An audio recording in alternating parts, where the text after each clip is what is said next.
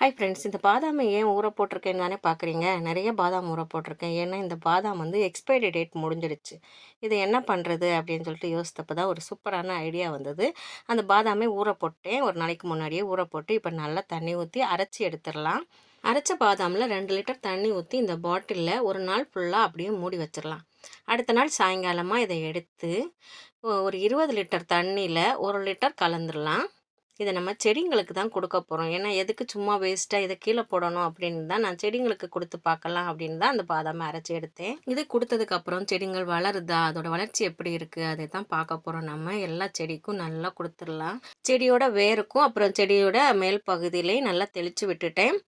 செடியில் வந்து நிறைய பூ பூத்திருந்தது. தக்காளி செடி, அப்புறம் மிளகாய் செடி, இது வந்து வாடாமல்லி செடி. அந்த இட்லி பூவெல்லாம் பார்த்திங்கன்னா நிறைய பூ வந்துடுச்சு. இது கொடுத்ததுக்கப்புறம் ஒரு 2 வாரத்துக்கு அப்புறம் நல்ல வளர்ச்சி. செடி எல்லாமே சூப்பராக வளர்ந்துருச்சு.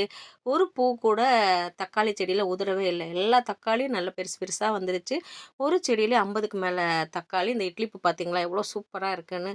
செம்பருத்தியும் கொஞ்சம் வாடி போயிருந்தது. அதுவும் நல்லா பச்சை பச்சைன்னு சூப்பராக வளர்ந்துருச்சு. எல்லா செடியுமே நல்லா வளர்ந்துருச்சு. ஏன்னா நம்ம கொடுத்த உரம் அப்படி. பாதாம் பருப்பெல்லாம் ஊற வச்சு உரமாக கொடுத்துருக்கோம். அப்புறம் வளராமல் எப்படி எல்லா செடியுமே நல்லா பச்சை பச்சையாக வளர்ந்தது. மல்லி செடி கூட சீசன் இல்லாத டைமும் நல்லா பூத்துருச்சு. மிளகாய் செடி கூட நல்லா நிறைய பூ வச்சு நல்லா வளர்ந்துருச்சு. நிறைய மிளகாவும் வந்துச்சு. நான் வந்து காஷ்மீரி சில்லியும் வச்சுருக்கிறேன். அதுலேயும் நிறைய மிளகாய் வந்துச்சு. தக்காளி பார்த்திங்கன்னா அவ்வளோ ஒரு வளர்ச்சி. எல்லா டைமுமே இந்த மாதிரி வந்ததே இல்லை. அவ்வளோ தக்காளி பெருசு பெருசாக ஒரு பூ கூட உதிரவே இல்லை. சூப்பராக வந்துச்சு. நீங்களும் உங்கள் வீட்டில் பருப்பு இந்த மாதிரிலாம் டேட் முடிஞ்சதெல்லாம் இருந்துச்சுன்னா அதை கீழே போடாமல் அதை ஊற வச்சு இந்த மாதிரி செடிங்களுக்கு கொடுத்து பாருங்கள். ஏன்னா எதுக்கு வேஸ்ட்டாக நம்ம கீழே போடணும். பருப்பு வகையெல்லாம் நல்லா ஊற வச்சு அரைச்சி செடிக்கு கொடுத்தா நல்ல ஒரு வளர்ச்சி இருக்குது. பருப்பு இந்த மாதிரி ஏதாவது நட்ஸு கூட டேட்டா எக்ஸ்பைரி ஆனது இருந்துச்சுன்னா கண்டிப்பாக ட்ரை பண்ணி பாருங்கள். எனக்கு வந்து நல்ல சூப்பரான ரிசல்ட் தான் கிடச்சிது.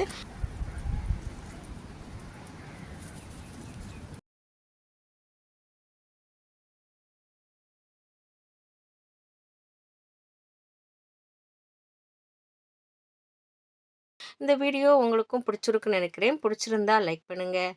நீலக்கடவுளோடு இணைய சப்ஸ்கிரைப் பண்ணுங்கள். நன்றி.